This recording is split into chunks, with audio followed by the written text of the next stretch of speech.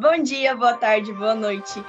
Meu nome é Taine e hoje que tal nós falarmos sobre o filme mais esperado desse ano?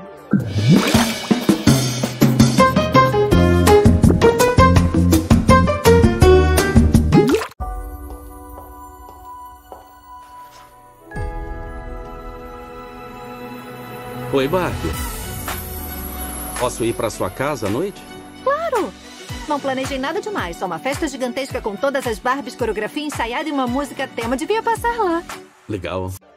Mas atenção, que esse vídeo vai ter spoiler, então se você não assistiu ainda, volta aqui depois.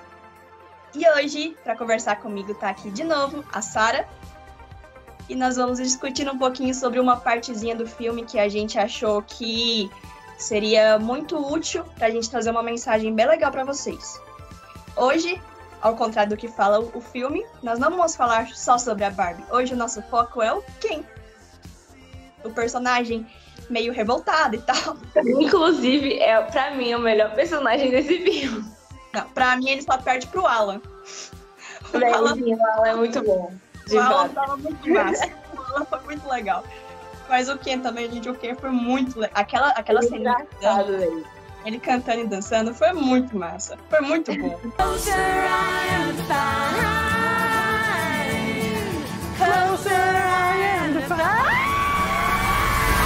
Eu vou com você. Ok. Eu ainda não decidi se ele é a vítima ou se ele é um vilão. Eu não sei ainda. Ficou no meio termo lá. Enfim. O filme todo, quem fica, ai, porque ninguém gosta de mim, porque ninguém fala de mim, porque eu não existo, eu só existo porque a Barbie existe, eu fui criado por ser namorado da Barbie, mas hoje nós vamos falar sobre Ken. Nós ouvimos o apelo dele. E hoje nós vamos falar um pouquinho pra vocês sobre quem é o Ken e que ele realmente é importante. Então, quando o filme vai passando, né, a gente é apresentado o personagem do Ken e ele tá, tipo, na praia, porque a brincadeira do filme é isso, né? Que são os bonecos que a gente conhece, que eram vendidos na nossa infância e tal. E todos eles tinham meio que uma historinha. Então, a Barbie veterinária, que é uma veterinária. Aí tinha o Ken, que era o salva-vidas. Então, a função do Ken salva-vidas era ser um salva-vidas. Só que esse Ken específico da Barbie estereotipada, que é o da Margot Robbie, que é o da Barbie, que é a protagonista do filme, ele é apenas o Ken da praia. Ele não tem uma função específica na praia, ele não é salva-vidas, ele não é surfista, ele é apenas o Ken da praia. A função dele é estar na praia apenas. E quando a primeira cena que ele aparece, a Barbie chega na praia e ele tá, tipo assim, muito ansioso, porque sem a Barbie estar ao lado dele, ele simplesmente não é ninguém, porque a protagonista dos brinquedos, dos filmes, sempre é a Barbie. Então ele é meio que um subordinado dela. Ele tá ali existindo enquanto a Barbie tá ao lado dele. Fora isso, ele não é ninguém. E isso meio que vira um complexo pro Ken, né? Ele não sabe quem ele é sem a Barbie. E ele acha que ele não tem nenhuma necessidade. Ele, tipo assim, ele não é ninguém quando a Barbie não está com ele. Então ele não é uma pessoa relevante. Então esse é o conflito do Ken apresentado no filme.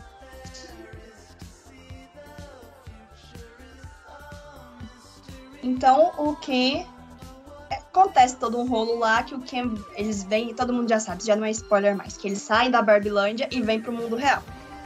E quando eles vêm aqui pro mundo real, o Ken volta sozinho pra Barbilândia e meio que se impõe na Barbilândia. Ele e os outros Ken, mas principalmente ele, tá? Ele meio que tomou o lugar da Barbie. E aí tem aquele clímax do filme, né? Que a Barbie volta pra Barbilândia e retoma o poder lá. E no final tem aquele momento melodramático, que aí o Ken vira pra ela e fala: Barbie, eu só existo por sua conta. Eu tô aqui, eu só existo por você. Eu só existo pro seu namorado da Barbie. E aí que a gente diagnostica o Ken com um problema muito grave e muito sério, que é o que a gente vai falar nesse vídeo hoje. O Ken sofre de dependência emocional da Barbie. De acordo com o tio Google, pai dos burros, dependência emocional é quando alguém depende completamente de outra pessoa para ser feliz. Assim sendo, a felicidade não é encontrada dentro de si, o que faz com que a pessoa que sofre do problema busque sempre estar ao lado do outro. E no filme a gente vê muito isso, que o Ken, ele fica sempre chamando a Barbie, né, Barbie, vamos aqui, vamos conversar. Barbie, olha o que eu sei fazer. eu posso ir na sua casa? Eu posso isso, eu posso aquilo, vamos, deixa eu dormir na sua casa hoje e tal. Então ele tem sempre aquele de estar perto, de estar junto, porque na cabeça dele, o que importa, o que tem valor é a atenção que a Barbie dá pra ele. Que ele só vai ser relevante quando a Barbie estiver dando atenção pra ele. E isso tem acontecido muito, muito, muito nos dias de hoje. Que as pessoas querem muito, às vezes, alguém te trata bem ou alguém te faz feliz e aí você coloca na sua cabeça que você depende daquela pessoa para aquilo. Você não consegue mais, ou tudo que você vive, tudo que você faz é em prol da aprovação dessa pessoa. Relacionamento amoroso, às vezes acontece muito de pais com os filhos, principalmente quando as pessoas estão crescendo, né, naquela fase de criança, adolescente, de querer de ser muito dependente, de não, eu só sirvo se eu tiver uma aprovação aqui, eu só sirvo se eu conseguir fazer isso. Isso é ser dependente emocional. Isso é viver em prol de outras pessoas. Que isso nele só foi sendo agravado quando ele era sempre rejeitado pela Barbie, né? A Barbie tinha ele ali, mas ela não queria estar com ele em um relacionamento romântico. Então era tipo, não, calma, cara, deixa eu fazer aqui as minhas coisas, hoje é a noite das garotas, não quero que você fique aqui. E ele fica naquele apelo constante de tentar conseguir a aprovação dele, e é o que acontece nesses relacionamentos. Porque você vê que não é uma coisa, não existe muito uma reciprocidade, exatamente porque a pessoa, em qualquer nível de preocupação que a pessoa tiver, nunca vai ser o suficiente. Porque ela precisa que aquela pessoa esteja ali completamente entregue, assim como ela está também. E isso é muito preocupante, porque ninguém vai conseguir suprir essa necessidade ao extremo que uma pessoa que é dependente emocional necessita, né? Então gera uma frustração das duas partes. Isso acontece, como a Thaís falou, em relacionamentos românticos, em amizades, às vezes de pai para filho, de filho para pai, talvez por conta, sei lá, o chefe do seu emprego, alguma pessoa que é importante para você em algum nível de liderança. Então, é muito preocupante a gente ver que isso é muito recorrente no mundo atual, né? E às vezes é confundido como compaixão, às vezes é confundido com amor, mas a gente entende que não é da verdade, que não era para ser assim, né? Aí, quando vai gerando essa dependência, eu vejo que na maioria das vezes que acontece é de cair em uma outra situação, que é o seguinte: eu me dou muito para a pessoa. Eu tô lá, eu tô fazendo o que eu posso por essa pessoa, e eu vou atrás, e eu ajudo, e eu me expresso, e eu sei lá, eu faço isso, eu faço aquilo, vou aqui, vou lá. Só que aí eu começo a viver em prol dessa pessoa. O que eu faço é pensando nessa pessoa. O que eu igual. Eu lembrei agora, gente. Aquela música da Marília Mendonça, que todo mundo viu, só você não tá vendo todo esse esforço que eu tô fazendo. Assim, tudo que eu tô fazendo, todo mundo tá vendo, menos você, a mesma pessoa que eu quero que veja. E é isso, é um indício de dependência. Aí o que acontece? Eu começo a viver muito por essa pessoa. E aí eu percebo que essa pessoa não tá correspondendo da mesma forma, da mesma proporção que eu tô fazendo por ela. Então eu não tô recebendo. E aí eu começo a agir como se eu quero uma troca. Eu faço muito porque eu também quero receber muito dessa pessoa. Porque eu dependo dessa pessoa, meu emocional depende dessa pessoa. Então eu faço muito para essa pessoa também poder fazer por mim. Eu sinto muito para essa pessoa também poder sentir por mim. Só que essa pessoa não vai fazer isso. Porque é igual no filme, né? O Ken gostava da Barbie em um sentido, a Barbie gostava do Ken em outro sentido. Pronto, não tem problema. Só que aí ele começa a querer que ela corresponda em todos os sentidos, e corresponda na mesma proporção, que ela dê toda aquela atenção pra ele, aquela atenção que ele dá pra ela. E aí ele fica frustrado. E é isso que acontece no final. Eu dou, eu vou, eu faço, eu corro atrás, e eu me esforço, e eu não tenho essa reciprocidade do outro. Porque essa pessoa também realmente ela não é obrigada a ser recíproca. Ela não se colocou naquela posição. É a gente que coloca ela naquela posição. Inclusive, eu gosto muito quando fala lá em João 3,16, que fala que Deus amou o mundo de tal maneira que ele deu, né? A gente ama, a nossa medida de amor é dar, é doar. A gente Ama tanto que a gente doa. Quando eu amo, esperando uma coisa em troca, isso não é amor, isso já começa a ser outra coisa. Isso já começa a ser um problema. Quando eu amo, quando eu faço as coisas esperando alguma coisa em troca, eu me frustro. Por quê? Porque eu tô colocando a expectativa em outro ser humano. Porque eu não tô amando como Deus amou, eu não tô amando, eu não tô dando, eu tô trocando. Quando eu amo como Deus amou, que é doando, ele amou tanto que aconteceu o quê? Que ele deu o que ele tinha de mais precioso. Amar como Deus amou é isso, amar como Deus amou é doar. Amar como o ser humano ama é esperar receber de volta. Só que aí o ser humano construir a casa na areia, né? É igual o C.S. Lewis fala, mas nunca deposite toda a sua fé no ser humano. Você pode fazer 1 milhão de coisas boas com areia, mas não construir uma casa sobre ela. Então, quando eu começo a depositar o que eu tenho de mais precioso em outro ser humano, não querer amar como Deus amou, querer amar como homem, os outros não vão fazer isso por mim.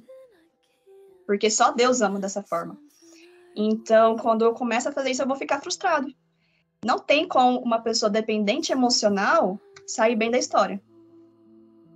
Não tem como uma pessoa dependente emocional ser suprida no que ela precisa, porque dentro de cada um tem um vazio que só Deus consegue preencher. Então, se eu deposito o que eu tenho de mais precioso em outra pessoa, eu não vou receber nada de volta como eu quero. E isso machuca, e as pessoas acabam saindo machucadas disso. As pessoas acabam saindo tristes, depressivas, decepcionadas, desconfiadas. As pessoas não confiam mais em ninguém, as pessoas não querem se relacionar com mais ninguém, as pessoas se dispersam umas das outras, as pessoas se afastam. Por quê? Porque foi gerado uma coisa que não deveria ter sido gerada e a pessoa acaba sendo frustrada. Tem uma música que eu tô ouvindo incansavelmente nos últimos dias, que é do Coletivo Candeeiro, o nome é Are. E tem a frase aqui, então. Se a lei natural dos encontros é dar e receber um tanto, a lei divina, no entanto, é sem medida se doar. Cara, essa frase, toda vez que eu ouço, eu me arrepio todinho, assim. Porque a nossa ideia de relacionamento e de amor no mundo de hoje é você dar e você receber. É você estar esperando do outro alguma coisa. Mas quando Deus veio ao mundo, ele falou que não, cara, não é assim. Eu tô aqui e eu tô me doando, mesmo eu não precisando fazer isso por vocês, mesmo vocês não merecendo, porque eu amo vocês. E ele te convida para que você seja igual a ele.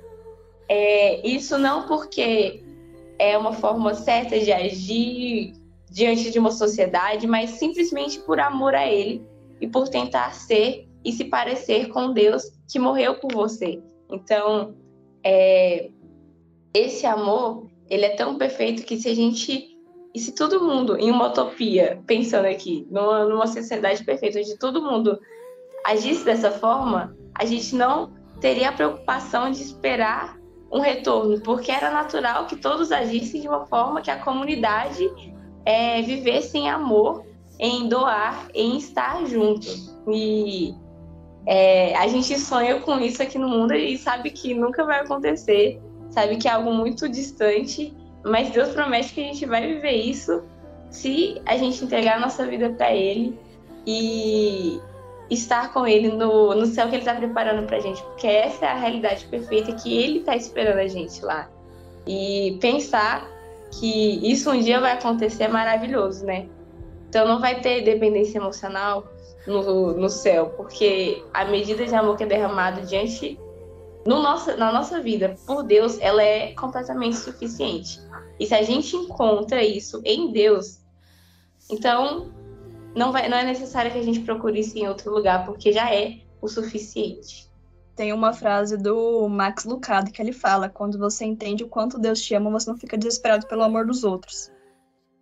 Quando você entende que tem alguém que, cara, tava lá no mundo perfeito, vivendo lá de boa, vendo as coisas acontecerem, feliz da vida, num lugar que todo mundo queria estar, olhou e falou: não, tá bom não, eu tenho que ajudar. Saiu de onde ele tava, veio, forma de nenenzinho, nasceu, cresceu, teve que entender, teve que formar a sua identidade também, teve que se descobrir, teve que aprender as coisas, ir pra escola. Jesus ia pra escola. Não precisava, mas ele foi. E conviveu com gente canseira, e amou essas pessoas canseiras. Aí ele foi lá, falou, não, peraí, deixa eu terminar o serviço aqui. Foi lá, ainda morreu, falou, não, agora tá consumada, Tetelestai, né? Tá consumado. Tudo isso, você pega tudo isso, ignora e fica triste porque alguém não te correspondeu. Você pega e coloca isso lá de lá. O desespero. Você pega isso e fala, vou esquecer. Peraí que tem alguém mais importante aqui que eu preciso dar atenção. Gente, isso assim, não entra na cabeça, assim, quando a gente coloca os pingos no isso, não faz sentido. Sim, é algo muito, igual você falou, é muito utópico. O que Jesus fez foi utópico, e ele chama a gente para fazer a mesma coisa, o que parece que é pior ainda, não sei. Parece que é mais difícil, que assim, Jesus fala que a gente tem que amar como ele amou, né? O que Jesus fez? Jesus lavou o pé de quem ia trair ele. Jesus dividiu o pão com quem ia trair ele. Jesus sentou na mesa com um ladrão. Morreu porque não fazia sentido morrer. Morreu por rejeitado. Amou desse tanto pra gente querer que alguém ame a gente do mesmo jeito. Não vai dar certo. Tem coisas que é Deus e que Jesus nos deu e que a gente não precisa mais buscar nas outras pessoas. E aí veio o versículo que a gente conversou mais cedo, que eu acho que é um dos versículos um dos textos mais, como é que fala? Que bate mais forte. Eu acho que é um dos versículos que mais confrontam. Que fica lá em Jeremias 17, do 5 ao 7.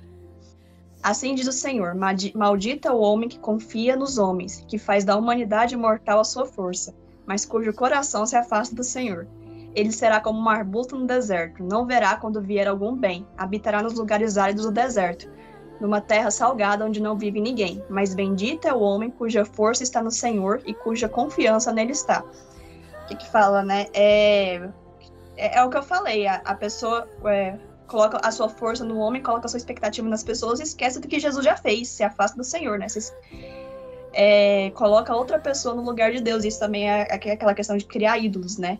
Ídolo é tudo aquilo que você coloca acima de Deus no seu coração. Então, a pessoa vem lá, cria um ídolo em forma de outra pessoa, coloca aquela expectativa em outra pessoa, coloca aquela pressão em outra pessoa, espera ser correspondido. E aí não é. E aí o que ela faz? A tendência, na verdade, é se afastar ainda mais de Deus. Ou então, quando chega outras pessoas perto, querendo ajudar, querer oferecer um amor, realmente um amor de Deus, a pessoa se afasta, porque ela o coração dela tá buscando a força nos homens, não tá buscando mais em Deus. Sara? E voltando pro álbum no Coletivo Candeeiro, tem uma prosa no meio que também fala muito comigo, que ela reflete sobre as coisas. Que a gente se prende muito às coisas. As coisas são muito importantes pra gente, e quando a gente fala coisas, não é só bens materiais, mas também pessoas, né? As coisas do mundo, elas estão aí, e na prosa fala, cara, o quanto isso é frustrante. Porque a gente apoia a nossa força e o nosso amor em coisas. E as coisas nos decepcionam porque elas não são suficientes. Aí ele faz um paralelo, né? Explicando que é como se você estivesse no meio de uma tempestade muito forte, no meio do mar revolto, e você tentasse se prender a uma folha de papel. E, tipo assim, não faz sentido. Não faz sentido você tentar se prender numa folha de papel em uma tempestade no meio do mar. Porque não é o suficiente, sabe? Aí, quando a gente vai lá para Gênesis, capítulo 1, versículo 1, diz que Deus criou todas as coisas. Então, Deus fez as coisas. Tudo veio dele. Todas as coisas que foram criadas, foi Deus que criou. É nesse Deus que a gente tem que se basear. Porque tudo que vem depois não são o suficiente. Porque ele criou, ele é o único ser que realmente se basta por si próprio. E viver com esse Deus e confiar nesse Deus é uma coisa maravilhosa quando você realmente entende isso. O que a Taine falou é verdade. Tipo, não faz sentido a gente entender isso tudo e mesmo assim não confiar e mesmo assim se apoiar em coisas. Então, a gente entende que esse pensamento e a nossa cabeça vai para esse lugar exatamente porque a nossa cabeça foi feita nesse mundo, né? Então, são as coisas que a gente conhece, é o que a gente está vendo diariamente, e o nosso coração humano sempre vai tentar se prender àquilo que é desse mundo. Mas Deus nos chama diariamente para que a gente esqueça tudo isso e viva uma vida entregue a Ele, confiando nele. Mesmo que as coisas do mundo estejam visíveis e a gente às vezes não consegue vê-lo. Mas se a gente buscar e confiar, Ele faz coisas assim, tremendas na nossa vida. E viver da dependência desse Deus é abrir mão do próprio controle, o que é muito difícil para o ser humano. Mas quando a gente faz isso, você começa a experimentar experiências e milagres que só Deus pode fazer. E aí a gente entra numa outra parte lá do filme, que é aquela que a gente fala que a gente não concordou muito, né? Que no final a Barbie encontra com a Ruth. Ruth, não é o nome dela? Acho que é. A criadora dela. E aí, o que fica no ar, né? Ela foi criada para um propósito, mas aí ela escolhe fazer outra coisa. Aí não é isso. O C.S. Lewis também tem uma frase que fala: as coisas terrenas não preenchem o coração que foi feito para o céu. Quando Deus te coloca aqui, Ele tem um propósito para sua vida. Ele não quer que você viva, que você fique insatisfeito com tudo. Ele não quer que você queira ir para outro mundo, né? Igual a Barbie fez. Não quero mais saber disso aqui. Eu fui criada para esse lugar, mas não quero mais ficar aqui. Eu quero ir para outro mundo. Não é isso. Deus te criou, Deus te colocou aqui. Se Ele te colocou aqui, é porque tinha um motivo. Cara, você é filho de alguém, você é irmão de alguém, você é amigo de alguém. Alguém precisa de você. Alguém precisa que você seja útil. Alguém precisa de você por perto. Você é importante para alguma coisa. Você é importante para alguém. Você não precisa viver em prol das outras pessoas. Você tem que viver em prol de Deus.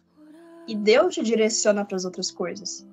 Porque foi o contrário do que aconteceu no filme, né? Que aí ela escolheu outro caminho dela. E não é isso. Quando você deixa de viver dependente das pessoas e começa a viver dependente de Deus, é igual você falou, a gente perde o controle. Aí a nossa vida às vezes sai do eixo que a gente planejou, porque a nossa vida não é nossa mais. Em Hebreus eu acho que fala, agora não, foi crucificado junto com Cristo, agora não sou eu mais quem vive, é Cristo que vive em mim. Então a sua vida saiu do eixo e que você criou, porque agora você vive para outra pessoa. Você vive agora para Deus. Agora você não tem mais que ficar esperando, ficar querendo alguma coisa em troca, porque você já recebeu o que era mais precioso dele. O que você tinha que receber de mais precioso, você recebeu. E ele ainda, pela graça, ainda te dá mais. E você não tem que fazer nada por isso.